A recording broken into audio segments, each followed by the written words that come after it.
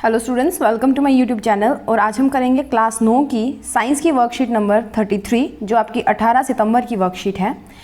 इसके अंदर हम करने वाले हैं गति का जो हमारा पीछे से टॉपिक चल रहा था, चैप्टर चल रहा था मोशन, वही हम करने वाले हैं। इसमें हम करेंगे क्या, त्वरण वेग का ग्राफीय प्रदर्शन, यानी कि हम वेग समय ग्राफ बनाएंगे और वेग समय ग्राफ की जो ढाल होती है ना, वेग समय ग्राफ की ढाल वो हमें देती है त्वरण, ठीक है। और उसके क्या होता है, उसके अंदर एक एरिया भी तो आएगा, एक क्षेत्रफल भी तो आएगा। जैसे ये जो आपको हरा हरा यहाँ पे दिखाया हुआ है, ठीक है, या हम यहाँ पे कोई दो बिंदु ले लेते हैं इधर से, तो इनके बीच में कोई एक क्षेत्रफल आएगा, ठीक है। तो वो क्षेत्र भी तो एक चीज़ को दर्शाता है और इसकी ढाल भी एक चीज़ को दर्शाती है। किन किन चीज़ों को दर्शाती है, चलो देखते हैं। जिज्ञासा दीदी, क्या ग्राफ का प्रयोग करके विस्थापन / दूरी ज्ञात की जा सकती है? कि हम किसी ग्राफ का प्रयोग करके विस्थापन और दूरी को क्या पता कर सकते हैं?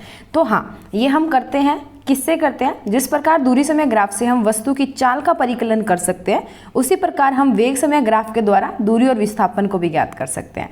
दूरी समय ग्राफ से हमने क्या किया था, चाल का परिकलन किया था पिछली वीडियो में। उसी तरह हम वेग समय ग्राफ के द्वारा दूरी विस्थापन को भी ज्ञात कर सकते हैं। वेग समय ग्राफ वस्तु की त्वरण को दर्शाता है, ठीक है। उसकी जो ढाल होगी ना, ऐसे जो हम स्लोप निकालते हैं, उस स्लोप से क्या पता लगता है, हमें त्वरण पता लगता है, ठीक है। वेग समय ग्राफ में वेग को y अक्ष पे और समय को x अक्ष पर दर्शाया जाता है। इस प्रकार के ग्राफ की रेखा पर किन्हीं दो बिंदुओं के बीच वेग अक्ष और समय अक्ष द्वारा घेरा गया क्षेत्रफल, ये देखो कुछ ना कुछ क्षेत्रफल आएगा ना इनके बीच में, जैसे आपको ये यहाँ पे दिखाया हुआ है, ठीक है, ग्रीन कलर वाला, ये वाला, ठीक है, तय की गई दूरी को दर्शाता है। तो वेग और समय, ये इधर जो जितना क्षेत्रफल इसके बीच में आएगा, ठीक है, वो क्या बताएगा हमें, या इधर ये जितना क्षेत्रफल इसके बीच में आ रहा है, ये हमें क्या बताएगा, दूरी बताएगा, तय की गई हुई दूरी। तो ये हमारे पास वस्तु की त्वरण की कुछ अवस्थाएं आपको दी हुई हैं। अब देखो, समय वाली जो हमारा x अक्ष है उसके समांतर जब भी रेखा होती है, ठीक है, तो इधर वाला जो होता है ना, y के ऊपर जो भी होता है वो समांतर हो जाता है। समांतर मतलब एक जैसा रह जाता है, एक समान। तो इधर मतलब क्या है, एक समान चाल है हमारी। वेग क्या एक समान है, समय बदल रहा है, वेग उतना ही है समय के साथ। अब वेग उतना ही रहेगा, वेग नहीं बदलेगा तो त्वरण नहीं आएगा। त्वरण क्या होता है, वेग के अंदर जो चेंजेस आते हैं, ठीक है, वेग के अंदर जो बदलाव आता है, परिवर्तन आता है समय के साथ। पर अब देखो यहाँ पे तो वेग जो है वो 40 ही रह रहा है और समय बदल रहा है, तो वेग नहीं बदला तो त्वरण क्या हो गया, 0। अब इसमें जो वेग है वो एक समान बदल रहा है, लगातार क्या कर रहा है, बढ़ता जा रहा है, बढ़ता जा रहा है। तो बढ़ता जा रहा है मतलब त्वरित गति आएगा इसका, तो एक समान त्वरण भी यहाँ पे आएगा। जब आपका वेग एक समान दर से बढ़ेगा, ठीक है, तो इधर देखो वेग 4 से बढ़ रहा है, समय जो है वो 1 सेकंड से बढ़ रहा है, ठीक है, हर 1 सेकंड में वो 4 मीटर जो है वो चल रहा है, ठीक है। तो एक समान त्वरण आएगा, इसको बोलते हैं त्वरित गति। त्वरित गति जब आपका वेग लगातार बढ़ता जाता है, वेग में लगातार परिवर्तन जब आता है। दूसरा बात करते हैं, हमारे पास है ये वाला ग्राफ। ये जब भी क्या होता है, जब भी ग्राफ कोई नीचे ऊपर से नीचे की तरफ आता है, यानी कि ज़्यादा से कम की तरफ आता है, तो हम उसमें किसी न किसी चीज़ की हानि हो रही होती है, ठीक है। और त्वरण में जब हानि होती है ना, उसको हम इंग्लिश में बोलते हैं रिटार्डेशन, या हिंदी में बोलते हैं मंदन गति। असमान जहाँ पे त्वरण आ गया, ठीक है। कोई पॉइंट किधर जा रहा है, देखो एक लाइन के ऊपर तो आ ही नहीं रही है बिंदु, कोई इधर है, कोई इधर है, कोई यहाँ पे है, कोई ऊपर है, कोई इधर गया, कोई बिल्कुल नीचे आ गया, ठीक है। उसके बाद में ये लास्ट वाला जो है ग्राफ, वो है असमान त्वरण का। एक समान बढ़ी, फिर एक समान कम होगी, फिर एक समान बढ़ी, फिर एक समान कम होगी, ठीक है, तो असमान त्वरण। उसके बाद में देखिए, वेग समय ग्राफ से विस्थापन दूरी ज्ञात करना। विस्थापन या दूरी हम कैसे ज्ञात कर सकते हैं वेग समय ग्राफ से? देखो, एक समान वेग अगर हमें दिया हो, ठीक है, तो दिए गए वेग समय ग्राफ में वस्तु की गति समान है, पूछे गए समय बिंदु से x अक्ष पर समांतर रेखा है, ठीक है। हमने क्या करना है, जैसे ही आपको ग्राफ दिया है ना, आपने उसके ऊपर कोई भी दो बिंदु ले लेने हैं और उस बिंदु से आपने x अक्ष के ऊपर, यानी कि समय वाले के ऊपर आपने उसको जोड़ देना है, ठीक है। अब समय वाले पे भी तो ये किसी ना किसी बिंदु पे आके कट करेंगे, तो हमने बना दिया ABCD। अब ABCD क्या है, एक आयात है, और इस आयात का जो क्षेत्रफल होगा ना, उतनी ही दूरी जो है, या उतना ही विस्थापन हमारी वस्तु का है। तो तय की गई दूरी क्या आएगा, वस्तु का आयात का क्षेत्रफल। और आयात का क्षेत्रफल क्या होता है, हम करते हैं ना लेंथ गुणा ब्रेड्थ, लंबाई गुणा चौड़ाई, तो AC, ठीक है, गुणा CD कर दिया, AC गुणा CD। अब AC देखो कितना है, 40 दिख रहा है यहाँ से आपको, ठीक है। और C और D मैं आपको दिखाती हूँ, C और D देखो एक के बीच में से निकला है और 4 तक पहुंच रहा है, तो 4 माइनस 1.2 हो गया, तो 40 इंटू 2.8 किसके बराबर हो गया, 112 किलोमीटर की, ठीक है, 112 किलोमीटर आ गया।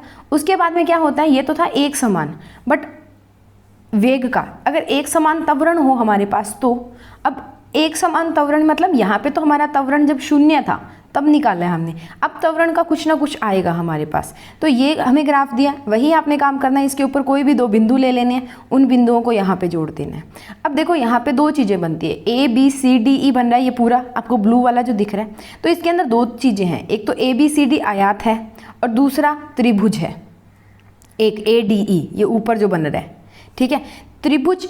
अब आयात का क्षेत्रफल कितना होता है, AB गुणा BC, लेंथ इंटू ब्रेड्थ, लंबाई गुणा चौड़ाई, और ये क्या होता है, ट्रायंगल, राइट एंगल ट्रायंगल समकोण त्रिभुज का जो एरिया होता है, क्षेत्रफल होता है, वो होता है हाफ बेस इंटू परपेंडिकुलर, ठीक है, लंब गुणा आधार और मल्टीप्लाई बाय हाफ आधा, ठीक है। तो ये हमने डाले यहाँ पे वैल्यूज़, और कैलकुलेट करने के बाद में हमें क्या मिला, 216 मीटर हमारा आंसर आ गया, ठीक है।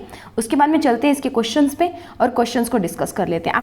तो बच्चे पहला क्वेश्चन है हमारे पास, यदि किसी बिंदु का वेग समय ग्राफ x अक्ष के समांतर रेखा है, तो जैसे दिया है वैसे देखिए, वेग समय ग्राफ है, इधर समय है, टाइम है, इधर वेग है यानी कि v है, और ये x अक्ष के ये x होती है और ये y है, इसके समांतर है, समांतर यानी कि इसके पैरेलल है। इसके पैरेलल होने का मतलब क्या हो गया, वेलोसिटी कांस्टेंट होगी, वेलोसिटी एक समान होगी, वेलोसिटी बदल नहीं रही है, वेग आपका बदल नहीं रहा है, वेग नहीं बदल रहा है, तो आपका जो एक्सेलरेशन यानी कि त्वरण आएगा वो 0 आ जाएगा, क्योंकि एक्सेलरेशन क्या होता है, वेलोसिटी के अंदर, वेग के अंदर परिवर्तन से होता है, पर यहाँ पे इसके अंदर कोई परिवर्तन नहीं आ रहा, ये एक जैसा रह रहा है। तो यदि किसी वस्तु का वेग समय ग्राफ x अक्ष के समांतर एक सीधी रेखा है, तो वस्तु एक समान चाल से चल रही है, इसका मतलब उस वस्तु का जो त्वरण है वो क्या होगा, 0 होगा, ठीक है। दिए गए ग्राफ में वस्तु द्वारा 2 सेकंड से 3 सेकंड तक तय की गई दूरी निकालें, तो आपको एक ऐसा ग्राफ दिया हुआ है आपकी वर्कशीट के अंदर, ठीक है। इसके अंदर आपने 2 सेकंड से लेकर 3 सेकंड तक की दूरी निकालनी है, तो मैंने इसको कुछ पॉइंट्स ले लिए, that is A, B, C, D और E, ठीक है। हम इसका ये जो ABCD है, E है, इसके अंदर का ये एरिया जो आपको ब्लैक वाला शेडेड रीजन दिखता है, इसका हम एरिया निकाल लेंगे। एरिया निकालने के बाद हम क्या करेंगे, जो हमारी दूरी है वो हमें मिल जाएगी। तो सबसे पहले VT ग्राफ के तहत क्षेत्र इसके तहत जो क्षेत्र आएगा जहाँ से जहाँ तक हमें दिया है, उस अवधि के दौरान वस्तु के विस्थापन या दूरी को देता है। तो तय की गई दूरी क्या आएगी, ये जो हमारा ABCDE है, काला जो मैंने आपको शेड करके रीजन दिया है, इसका क्षेत्रफल।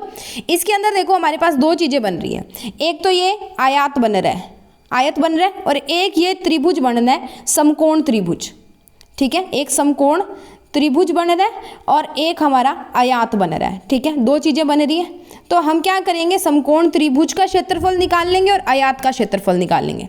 आयत ABCD का क्षेत्रफल होता है लंबाई इंटू चौड़ाई, लेंथ इंटू ब्रेड्थ, जिसको आप बोलते हो ये L क्रॉस B, और हाफ आधार गुणा लंब जो होता है वो हमारा समकोण त्रिभुज का क्षेत्रफल होता है ADE त्रिभुज का, ठीक है। तो AB गुणा BC प्लस हाफ AD गुणा DE, ठीक है।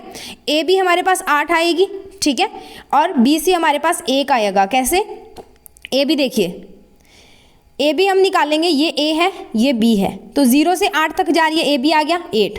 BC निकालना है तो 3 माइनस 2, T2 माइनस T1 करोगे तो वो आएगा 1। उसके बाद में DE निकालोगे तो 12 माइनस 8 4 आ जाएगा, ठीक है, और AB तो आपका 1 ही आएगा, ठीक, BC सॉरी।